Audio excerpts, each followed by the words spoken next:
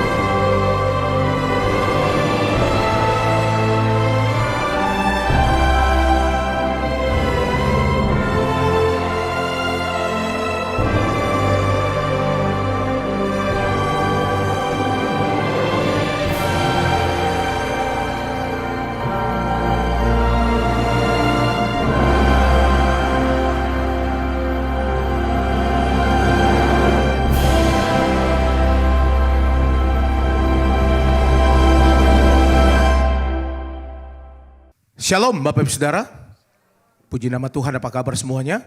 Saya percaya semua dalam keadaan baik. Berjumpa dengan kami kembali di Menara Doa pada hari ini. Dan kami berterima kasih untuk kesetiaan Bapak Ibu Saudara setiap hari mengikuti Menara Doa. Dan saya percaya hari ini Tuhan akan terus melawat kita bersama-sama. Kita bersyukur sepanjang bulan ini Tuhan boleh memberkati kita bersama-sama. Nah Bapak Ibu Saudara yang ada di Holy Spirit Room dan juga Bapak Ibu Saudara yang mengikuti Menara Doa ini secara online, mari siapkan hatinya untuk kita akan memuji dan menyembah Tuhan bersama-sama. Kita akan satukan hati kita, kita berdoa bersama-sama Bapak Ibu Saudara. Kami bersyukur ya Tuhan untuk kebaikan Tuhan dalam kehidupan kami. Dari hari ke hari, dari minggu berganti minggu, bahkan bulan berganti bulan. Kami bersyukur ya Tuhan untuk semua anugerah yang Tuhan kerjakan dalam kehidupan kami. Terima kasih Roh Kudus, bawa kami hari ini untuk kami terus melihat kebaikan Tuhan dalam hidup kami. Terima kasih Tuhan, Engkau baik, Engkau sangat baik buat kami. Bawa kami ya Tuhan, untuk kami tetap bersyukur meskipun apapun yang terjadi dalam kehidupan kami. Kami melihat bahwa penyertaan Tuhan sempurna setiap hari. Mari Bapak Ibu Saudara datang naikkan ucapan syukur, sembah Dia, bersyukur untuk kebaikan-Nya. Kami berterima kasih Tuhan untuk kasih setia. Terima kasih untuk Tuhan yang baik. Terima kasih untuk kasih-Mu bagi kami Tuhan. Terima kasih untuk Roh Kudus yang terus ada dalam hidup kami, yang terus berbicara bagi kami. Haleluya. Kau baik selama-lamanya. Kau baik bagi kami Tuhan. Haleluya, haleluya. Kasih-Mu nyata bagi kami Tuhan.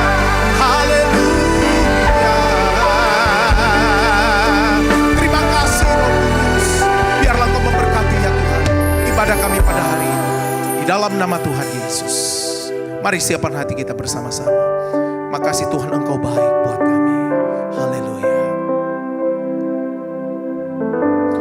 Ku datang Tuhan, baharui hatiku dengan anugerah yang ada padamu. Makasih Tuhan. Kini ku tahu bahwa kelemahanku telah dipatahkan oleh kuasa kasih-Mu.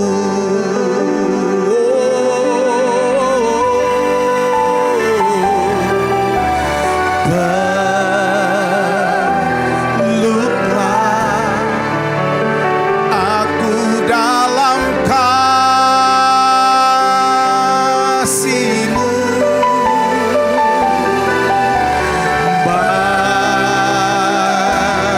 Bawaku dekat padamu.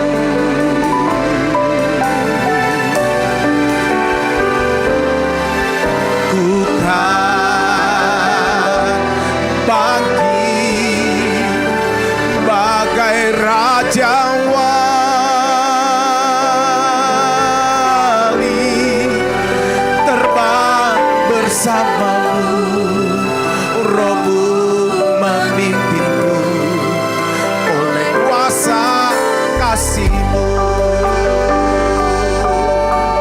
Mari sekali lagi dari awal yang kedua bersama-sama katakan. Ku datang Tuhan,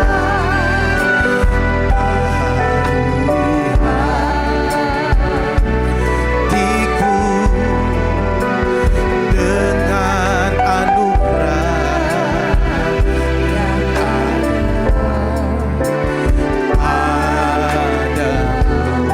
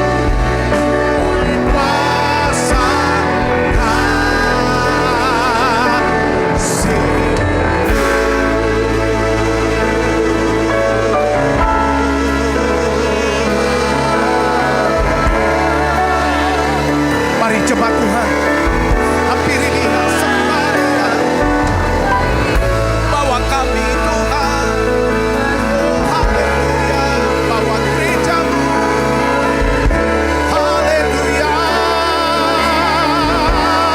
Mari Bapak bicara, sembah Dia, peluk kami ya Tuhan dengan kasih-Mu. Haleluya, haleluya, haleluya.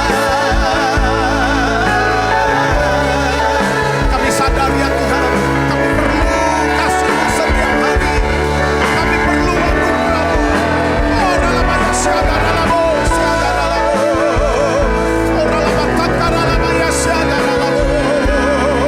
Haleluya, haleluya. Kami sepakat, kami tinggikan nama-Mu ya Tuhan. Biarlah belas kasihan-Mu dan kasih-Mu memenuhi umat-umat-Mu Tuhan. Mereka yang sakit Tuhan sembuhkan. Oh, dalamnya syakata, dalamnya syakata. Ada kasih-Mu, ada anugerah-Mu yang Kau nyatakan bagi kami Tuhan. Oh, kira dalamnya syakata, dalammu pulihkan. Berkati, haleluya, haleluya. Kita dalamnya syakata, dalamnya syedebekora, labalabalabalabala. Biarlah Roh Kudus-Mu dicurahkan atas hidup kami. Mari Bapak bicara. Oh, lihat. Oh, dalamnya syakata, dalamnya syadalalamu.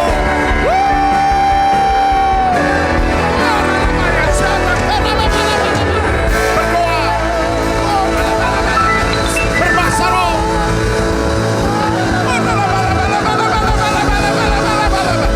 Kira labaya syata kara labaya syata kara laba. Kira labaya syata kara labaya syata kara laba laba. Oh, ralabaya syata kara laba. Haleluya, haleluya. Makasih. Tiada yang seperti Engkau Tuhan. Kau yang menjamah hidup kami. Engkau yang memberkati kehidupan kami. Terima kasih ya Tuhan, Engkau baik. Tiada seorang pun yang seperti Engkau. Terima kasih. Ini doa kami ya Tuhan. Terima kasih Roh Kudus. Mari bersama-sama. Tiada seperti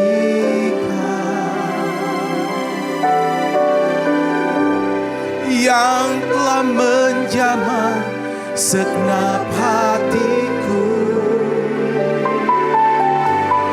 Tak seorang pun di dalam hidup ini seperti Kau Tuhan. Tiada seperti Kau, tiada seperti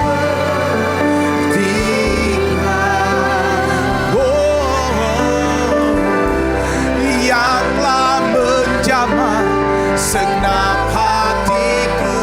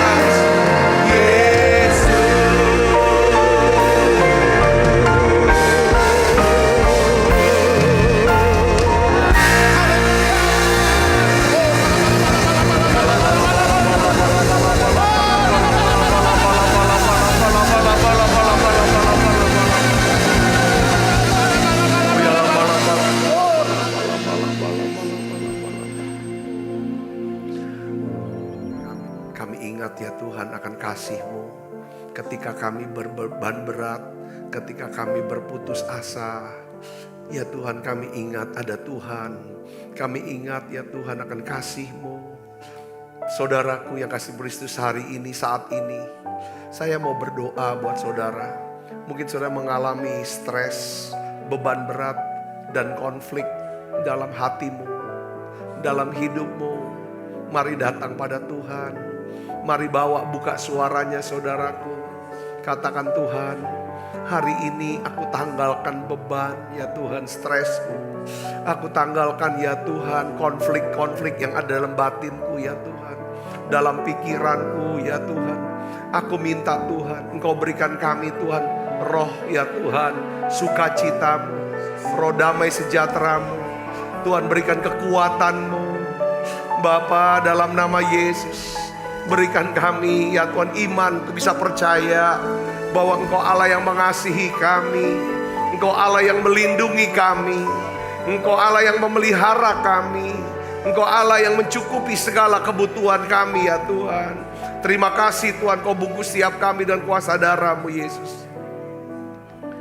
Ketika aku berbeban berat, ku datang kepada Yesus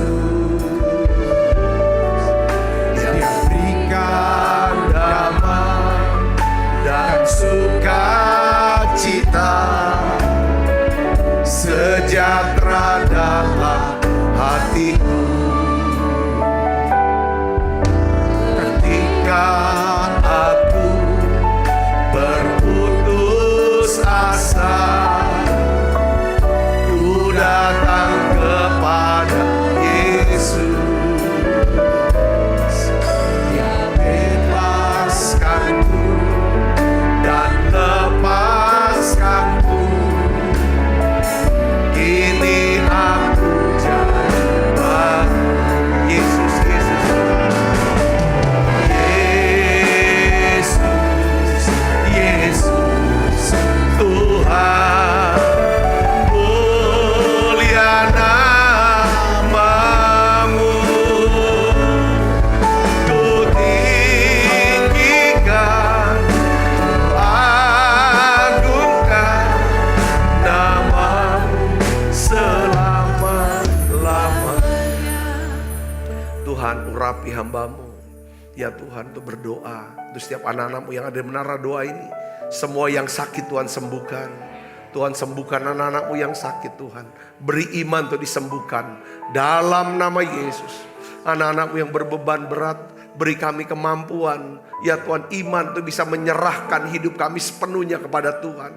Terima kasih Tuhan, Kau berikan damai sejahtera-Mu ya Tuhan, Kau berikan sukacita-Mu buat setiap kami. Tuhan, urapi hamba-Mu untuk dapat mengajar kebenaran firman-Mu ini dengan bahasa yang sederhana dan mudah dimengerti. Biarlah Engkau mengubah hidup kami semuanya.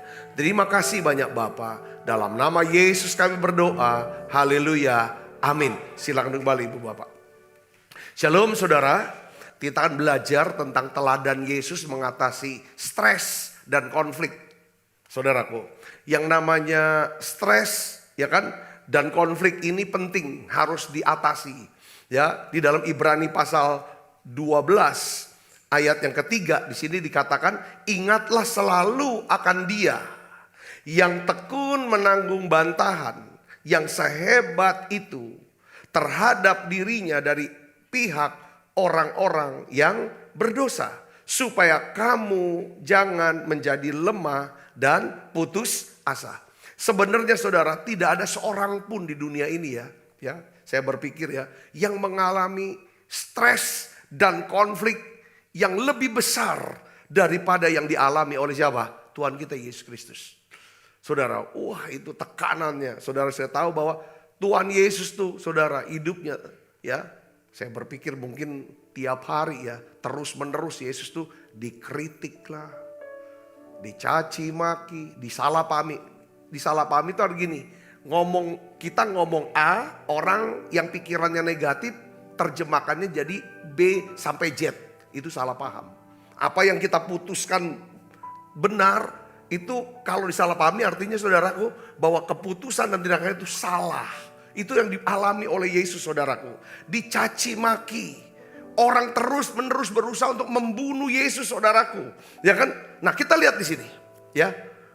Bukannya Yesus itu jadi stres atau terpancing marah langsung bertengkar dengan orang-orang yang berbantahan dan melawan dia. Sebaliknya.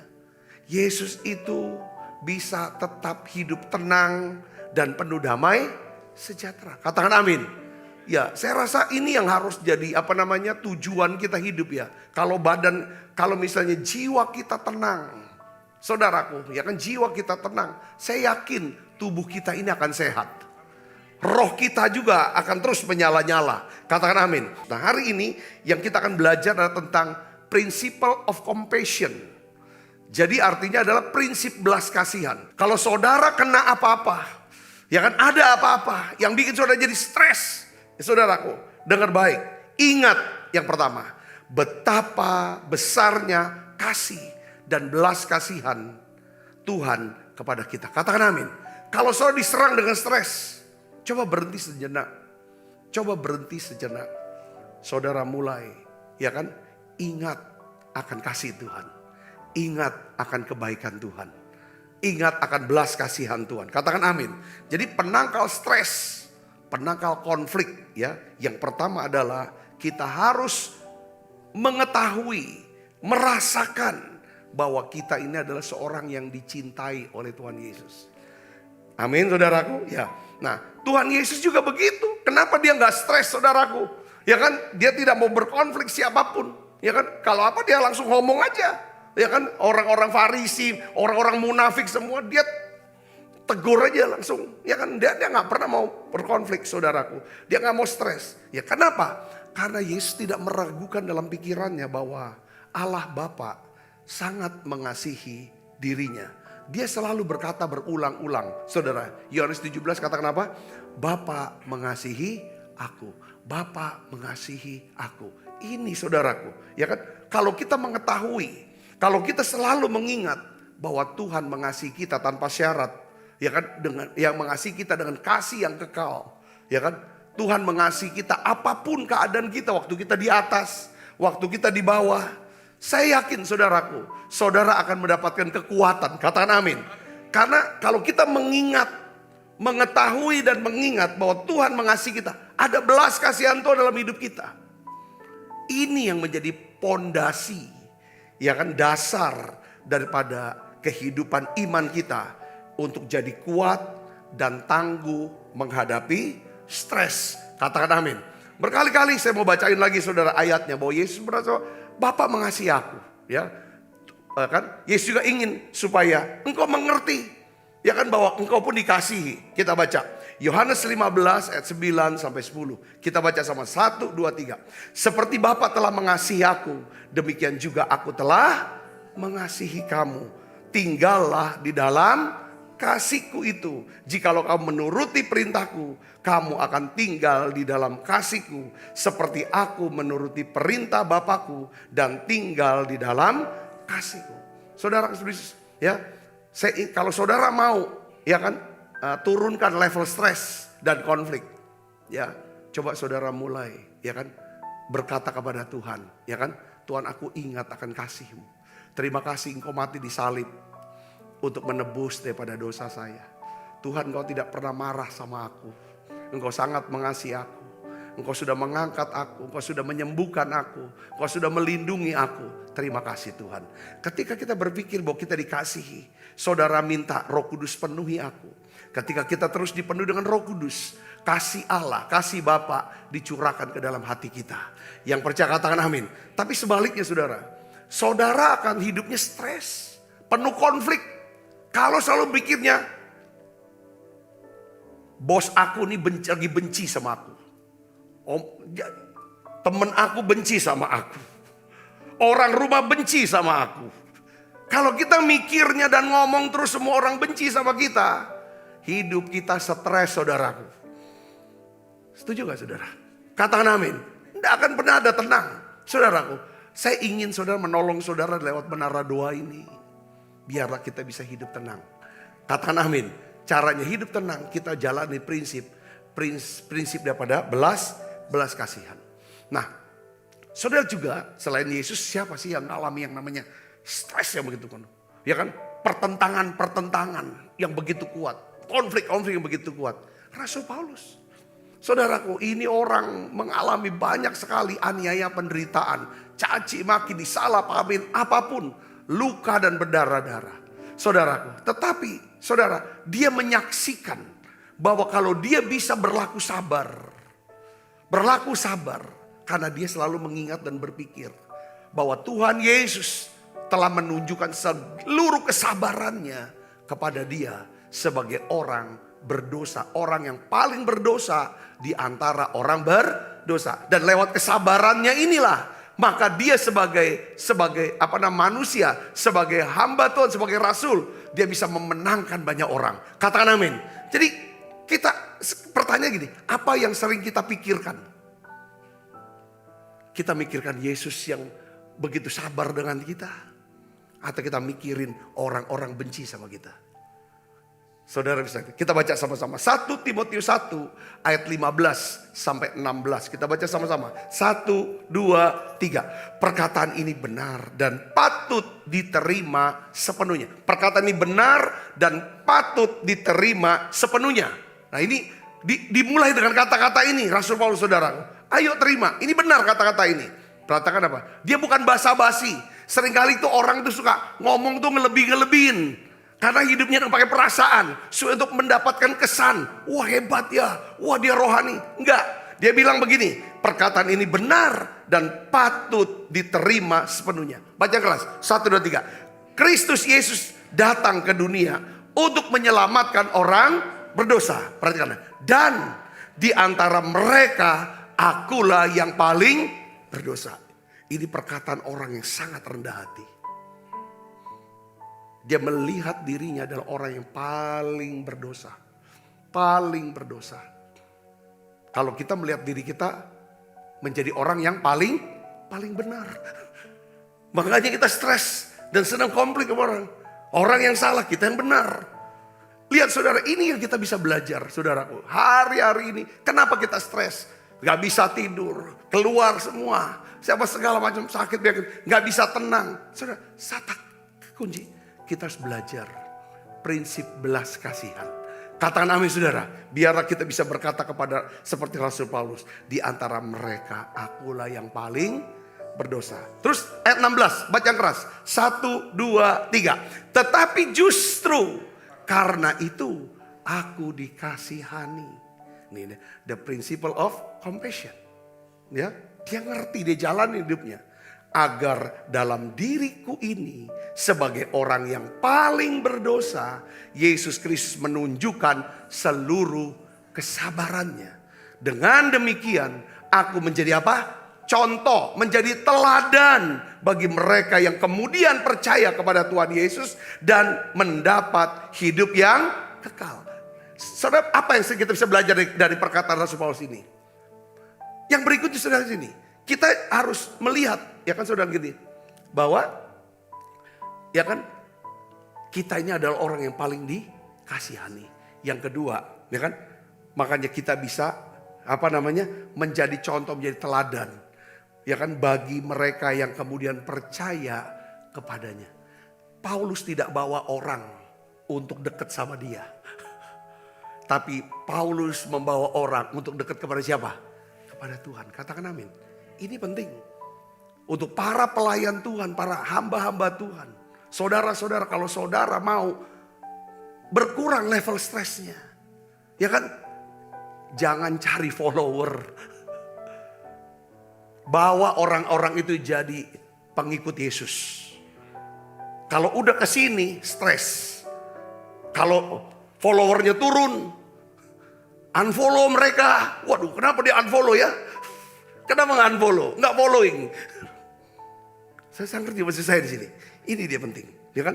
Jadi kunci rahasia pertama iman yang kuat dan tangguh adalah membangun dasar pemikiran bahwa Tuhan tidak akan pernah berhenti mengasihi kita. Dia akan terus berlaku sabar sama kita. Kalau ini ada, kita bisa berlaku sabar dengan yang lain. Katakan amin. Dia aja sabar sama kita. Masakan kita gak mau sabar sama orang yang salah, yang kekurangan. Nah, saudaraku, makanya saudara, Paulus ini sebenarnya orang bilang adalah orangnya kasar, keras waktu itu, tegas. Tetapi sebenarnya dia adalah rasul kasih. Rasul kasih.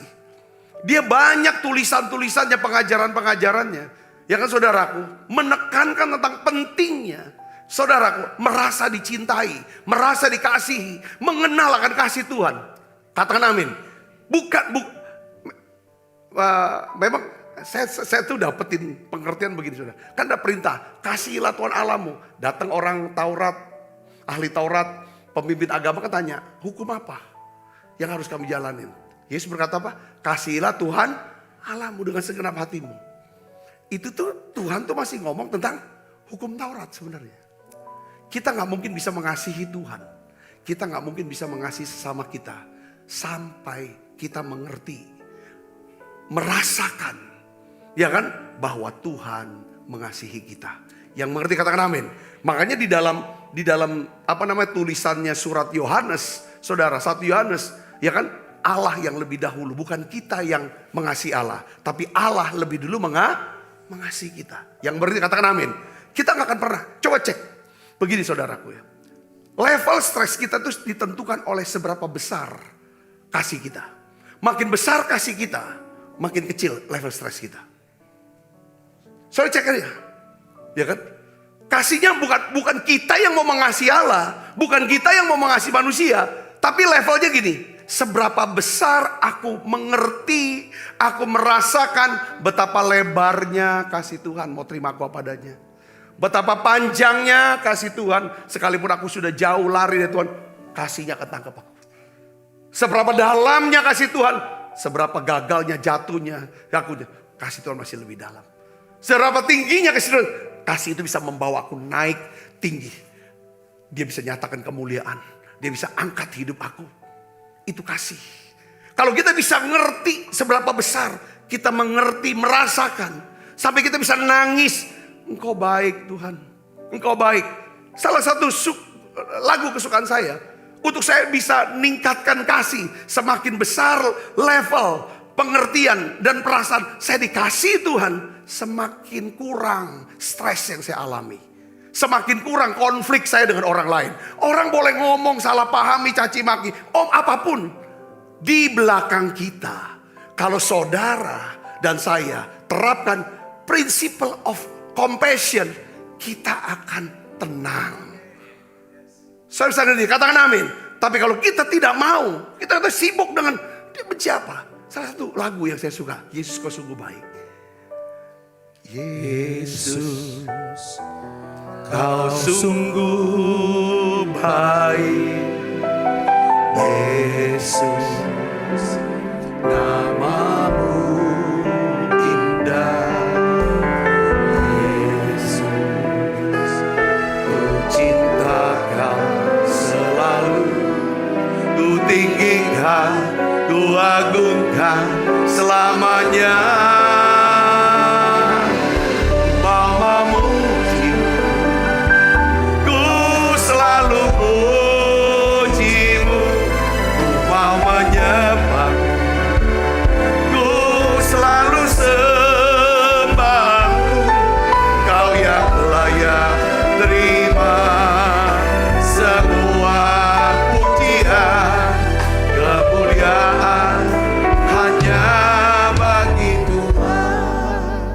Semakin saudara merasa dicintai ya oleh Tuhan, oleh keluarga saudara, oleh para pemimpin saudara, bos saudara, siapapun sahabat. Saudara dengar baik, semakin tenang hidup saudara, semakin turun level stres saudara, semakin kurang konflik saudara. Saudara katakan amin. Ya kan? Harus ada upaya ini yang penting. Saudara, tidak ada yang lain. Tapi ketika saudara membiarkan konflik ini, ya kan, terus bertumbuh dalam diri kita, tidak terima aku, gini, itu level stresnya akan tinggi, nggak bisa tidur, saudaraku. Nah, oleh karena itu, saudaraku, ya kan, sekarang bagaimana cara mempraktekkan prinsip yang daripada compassion ini dalam kehidupan kita sehari-hari. Bagaimana saudaraku? Ya saya mau jelaskan satu kata yang saya dapetin. Konflik adalah salah satu sumber stres. Di rumah, kalau saudara mau hidupnya tenang di rumah, coba belajar. Ya kan saudara, hidup rukun dan damai dengan istri saudara. Dengan pasangan hidup saudara. Katakan amin saudara, ini penting. Kalau saudara mau supaya hidup tenang. Dalam beribadah saudara bisa bertumbuh. Saudara harus hindari yang namanya di batin nih, konflik di batin. Seringkali mungkin nggak ada pertengkaran yang terbuka, tapi yang di dalam ini, saudara, ada satu konflik, ada kemarahan, ya kan saudara? Ini akan menyebabkan stres, hati mengeras, saudara. Sehingga apa saudara? Iman kita nggak bekerja. Nah sekarang prakteknya gimana, saudara? Saudara harus berusaha untuk hidup damai dengan semua orang. Katakan amin saudara. Harus hidup damai dengan semua orang. Karena apa? Paulus jelaskan inti daripada Injil. Inti daripada Yesus datang ke dunia adalah apa? Pelayanan rekonsiliasi. Pelayanan pendamaian. Coba kita lihat sini. 2 Korintus 5 ayat 18 sampai 19. Kita baca sama-sama yuk. 1, 2, 3. Dan semuanya ini dari Allah. Yang dengan perantaraan Kristus telah mendamaikan kita dengan dirinya. Dan yang telah mempercayakan pelayanan pendamaian itu kepada kami. Sebab Allah mendamaikan dunia dengan apa? Dirinya oleh Kristus dengan tidak memperhitungkan pelanggaran mereka. Ia telah mempercayakan berita pendamaian itu kepada mereka. Ada satu kata yang saya tebalin, tidak memperhitungkan pelanggaran mereka. Kenapa? Karena Tuhan mau berdamai dengan kita. Saat kita ingin memperbaiki, saat saudara ingin memperbaiki hubungan, ya kan, yang ada konflik. Saat saudara ingin memperbaiki hubungan yang ada konflik, perhatikan sini saudara. Saudara harus berfokus melakukan apa? Rekonsiliasi, bukan resolusi. Apa beda rekonsiliasi dengan resolusi? Apa bedanya saudara? Ada perbedaan besar di antara keduanya. Saya mau jelasin begini saudara. Rekonsiliasi itu artinya apa? Membangun kembali hubungan yang sudah rusak. Supaya ada hatinya itu berdamai. Katakan amin saudara. Itu penting. Supaya nggak lagi marah, nggak lagi ada kebencian. Tapi damai di hati. Itu namanya rekonsiliasi. Nah rekonsiliasi ini tidak berarti, saudaraku. Saudara harus menikah lagi dengan mantan saudara. Bukan.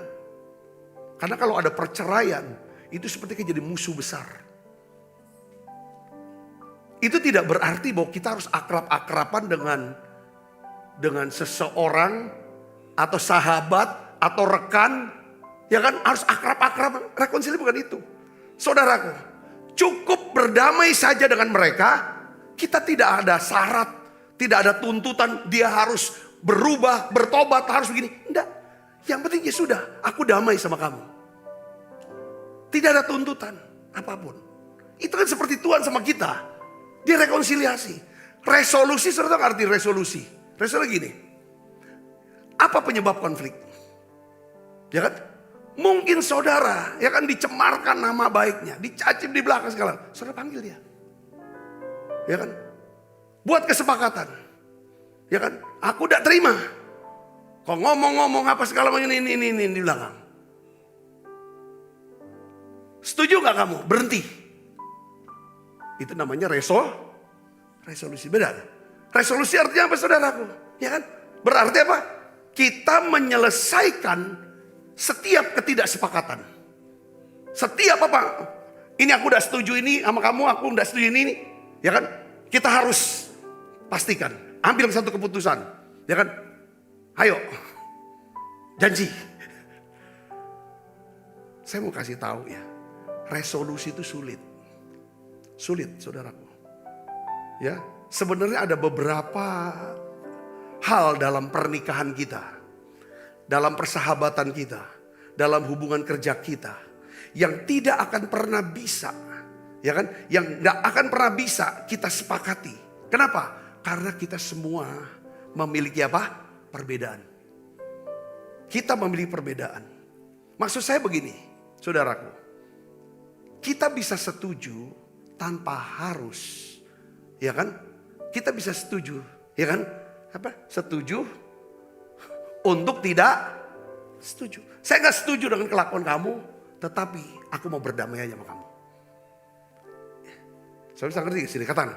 Kalau kita bisa sampai level itu, saudaraku, itu namanya rekonsiliasi. Seperti Tuhan. Ketika kita datang sama Tuhan, Tuhan ampuni dosaku. Aku bertobat, aku ini orang berdosa. Dosaku lebih banyak benar. Tuhan bilang, oke, saat kamu mengaku dengan mulut, percaya dengan hati Yesus Tuhan, ya kan, kita diselamatkan. Kita berdamai dengan Allah. Tapi Allah nggak tuntut kita. Oh ya, kita damai ya. Kalau kau sudah, ya kan, benar-benar bawa perpuluhan, kamu gereja seminggu sekian kali, doa sekian. Enggak. Tuhan enggak gitu. Tuhan rekonsiliasi, ya udah kita damai aja. Nanti berjalannya waktu, kalau kamu mau membangun hubungan, pelan-pelan aku akan proses. Katakan amin. Secara bertahap, api kekudusan Tuhan itu memproses kita. Saudara, ketika kita diproses, ketika kita dibentuk, saudaraku, Tuhan punya tujuan. Supaya Tuhan bisa menyatakan kemuliaannya dalam hidup kita. Yang ngerti katakan, itulah Tuhan gak lakukan resolusi sama kita. Untuk terima kita sebagai anaknya, ayo buat resolusi dulu. Kalau kau mau jadi anakku, syaratnya harus ini, begini. Setuju gak? Kalau kamu setuju, jadi anak. Tuhan enggak. Dia gak pakai syarat, itu namanya rekonsiliasi. Saudara bayangkan di gereja, dengan berbagai macam motif dan kepentingan orang-orang. Para pelayan-pelayan dengan motifnya macam-macam. Kita nggak bisa satukan, saudara. Tapi kalau kita bisa, saudaraku, menerima, menyetujui, sekalipun tidak setuju dengan kelakuan dia, itu namanya apa? Kedewasaan. Itu namanya hikmat atau kebijaksanaan. Kita bijak. Itu namanya apa? Kita serupa dengan Kristus. Kita tahu. Istilahnya gini, kita tahu belang orang. Kita tahu aib orang. Kita tahu kesalahan orang. Tapi ketika kita tidak mempermasalahkan itu, karena kita mau hidup damai, saudara, maka disitulah Tuhan lihat kita memang mau merekonsiliasi. Saudara-saudara katakan amin. Ini. Dan ini diperlukan apa? Kesabaran. Ya Paulus bilang, aku tuh bisa sabar. Karena aku selalu berpikir, selalu aku merasa, aku ini orang paling berdosa kok. Masa aku harus, Tuhan gak memperhitungkan pelanggaran saya. Sekarang kalau untuk saya bisa berdamai dengan orang lain, saya harus perhitungkan dan gak ada pelanggaran dia. Enggak. Dia berlaku menunjukkan seluruh kesabaran yang pada saya. Itu dengan tidak memperhitungkan semua kesalahan saya. Baik yang lalu, sekarang, dan yang akan datang. Dia ingin berdamai dengan saya. Mudah mau dekat. Gitu juga dengan saya. Saya harus berlaku yang sama. Saudara bisa mengerti ini, katakan amin. Ini yang harus ada. Mulai di rumah lah. Di rumah. Kalau kita biasa konflik di rumah ya, itu dengan mudah kita konflik di gereja. Kita akan mudah konflik dengan teman kerja kita. Tapi kalau kita belajar damai di rumah, saya yakin mudah kita berdamai dengan orang-orang yang melayani bersama dengan kita. Setuju saudara, katakan amin. Karena rumah ini latihan. Saya melihat yang orang-orang yang suka berkelahi, bertengkar, suka ribut, suka bikin kekeruan, ya kan, memisahkan, memecah belah satu dan lain. Biasanya di rumahnya itu dia biasa seperti itu. Ya kan saudara? Ya di kantor dia pecah belah, di ini dia pecah belah segala macam. Nah, kenapa saudara? Karena ada rasa tidak aman. Rasa tidak dicintai. Saudara, rasa tidak dicintai. Nah, hari ini kita mau berkata sama Tuhan, Tuhan, saya mau ya kan turunkan stress level saya Tuhan. Supaya konflik ini turun di dalam batin saya. Supaya saya bisa hidup lebih tenang. Saya ingin melihat dan berpikir, aku punya Tuhan yang mengasihi saya. Ada orang-orang yang berdoa untuk saya. Saya mengasihi saudara. Katakan amin saudara. Saya mengasihi saudara. Saya mengerti bahwa ya kan setiap kata-kata, setiap pelayanan, setiap hidup saya ketika tidak dikuasai oleh kasih, tidak ada kasih, maka itu tidak akan ada hasil apa-apa. Tidak akan pernah bisa berhasil. Tidak akan pernah ada buah apa-apa. Dan iman kita tidak akan pernah bisa bekerja. Yang mengerti katakan amin, saudara. Ya, jadi gini saudara. Sekarang saya mau simpulkan begini. Kita bisa memiliki kerukunan. Kita bisa memiliki kerukunan dan kesatuan tanpa keseragaman. Harus sama semua. Karena saya nih sukanya misalnya makannya, ya saudara, empek-empek. Semua full timer di bawah saya harus empek-empek. Kalau ya nggak usah kayak gitulah. Kalau saya pakai bajunya putih, hobinya ya kan, atau baju hitam, semua harus hitam, nggak perlu. Ya kan, sifat saya harus begini, enggak. Ya kan saudaraku, kita bisa rukun dan bersatu tanpa harus ada keserahan. Kita bisa berjalan beriringan bersama tanpa harus saling berhadapan. Katakan amin. Istri saya dan saya tuh sudah menikah lebih daripada 25 tahun lah hitungannya. Ya kan? Kami tidak sependapat dalam banyak hal sebenarnya. Tapi kami bisa berjalan beriringan, saling mendukung tanpa harus saling berhadap-hadapan. Kami bisa hidup rukun, kami bisa hidup damai. Saya bisa gini, katakan amin. Saya selalu nasehatin saudaraku. Ya kan, kalau kita tidak berusaha, kita gak perlu mengubah pasangan kita. Kita gak perlu mengubah orang lain. Yang perlu kita ubah adalah diri kita sendiri. Kadang-kadang konflik itu timbul karena kita ingin mengubah orang lain. Kenapa dia begitu? Harusnya dia gini. Ya siapa kita yang bisa mengubah orang lain atau manusia? Yaitu siapa? Tuhan sendiri. Yeskel katakan, aku akan berikan kamu hati yang baru, roh yang baru. Katakan amin. Kita pun gak bisa ubah anak kita loh. Tapi kita bisa latih anak kita untuk disiplin. Tapi hati tidak bisa ubah. Saudara bisa beri sini, katakan amin. Nah, jadi harus dibedakan antara rekonsiliasi sama resolusi. Resolusi artinya kita harus setuju semuanya, baru kita bisa damai. Kalau rekonsiliasi, damai aja di hati, udah gak ada masalah lagi apa-apa. Ya kan, soal yang apa-apa udah, aku nggak akan ubah kamu. Kalau emang itu menurut kamu udah bener, jalanin. Tapi kalau di bawah satu kesatuan organisasi, di bawah organisasi gereja, kerja, bisnis, itu semua harus sepakat. Harus ada aturan. Tapi dalam hubungan sesama di masyarakat, di gereja, saya bisa ngerti sini, katakan amin. Ini penting. Ya kan? Harus dibedakan, saudaraku. Oh, dia orang yang ya memang bekerja ini untuk ini kan. Itu harus. Supaya tidak menimbulkan kekacauan. Saya menantang saudara sebagai orang percaya untuk berkomitmen menjadi pelayan-pelayan pendamaian. Saudara mau menjadi pelayan-pelayan pendamaian? Ya kan, di dunia yang penuh dengan konflik. Ada banyak konflik di dunia ini. Dunia ini dipenuhi dengan peperangan, perpecahan, perbantahan, prasangka, rasialis. Akibatnya apa? Ya kan, hubungan kita satu dengan yang lain mudah rusak. Perekonomian terganggu, pemerintah gak stabil, pernikahan-pernikahan banyak yang kandas.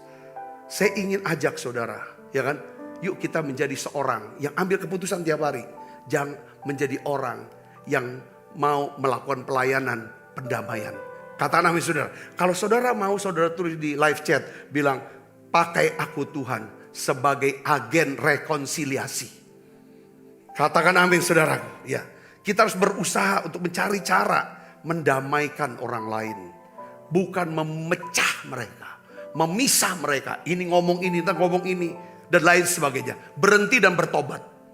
Saudara, supaya ini bicara tentang api asing. Supaya tidak membakar kita.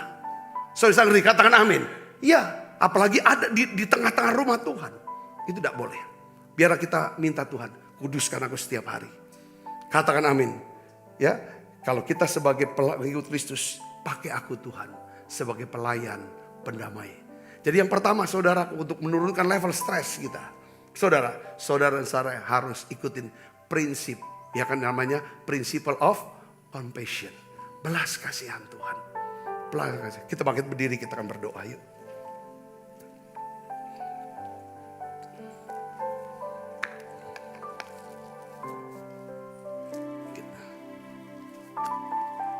Bapa, kami bersyukur Tuhan. Biarlah ya Tuhan, kami ingin hidup kami Tuhan tenang. Ada sukacita, ada damai sejahtera.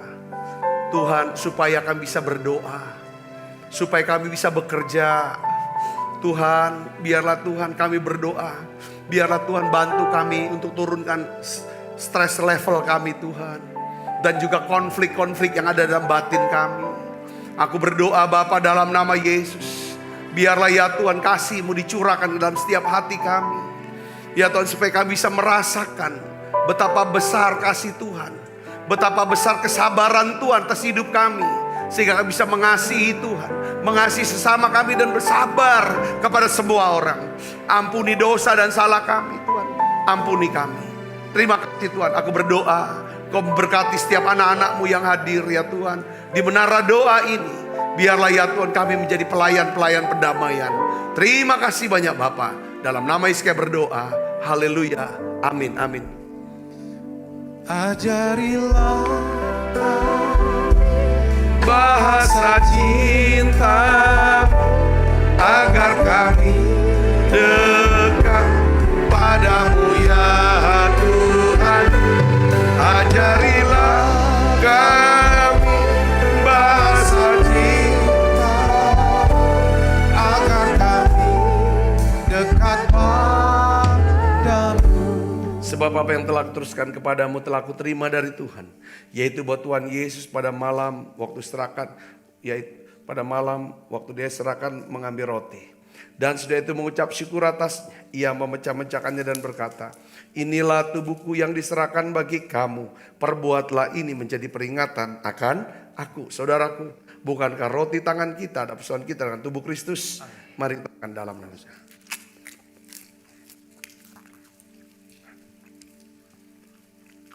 Demikian juga mengambil cawan, sudah makan dan berkata, cawan ini perjanjian baru yang dimeteraikan darahku. Perbuatlah ini setiap kali kamu meminumnya menjadi peringatan akan aku. Saudaraku, bukankah cawan perjanjian ini yang atasnya kita ucapkan syukur dan persoalan kita dengan darah Kristus. Mari kita minum dalam. Terima kasih Tuhan. Terima kasih Tuhan. Haleluya. Mari naik ke pujian kita bersama-sama, katakan terima kasih. Terima kasih Yesusku. Buat anugerah yang Kau beri setiap hari ini. Pada syukur bagimu. Semuanya haleluya. Terima kasih Yesusku. Buat anugerah yang Kau beri setiap hari ini. Pada syukur bagimu. Angkat kedua tangan. Kekasih Kristus, terimalah berkat yang berlimpah-limpah daripada Allah Bapa. Di dalam anaknya yang tunggal Tuhan kita Yesus Kristus. Persoalan yang manis para Roh Kudus menyertai saudara semua mulai saat ini sampai datang menjemput kita yang permai dan sampai selama-lamanya. Semua kita yang percaya diberkati, sama-sama katakan amin.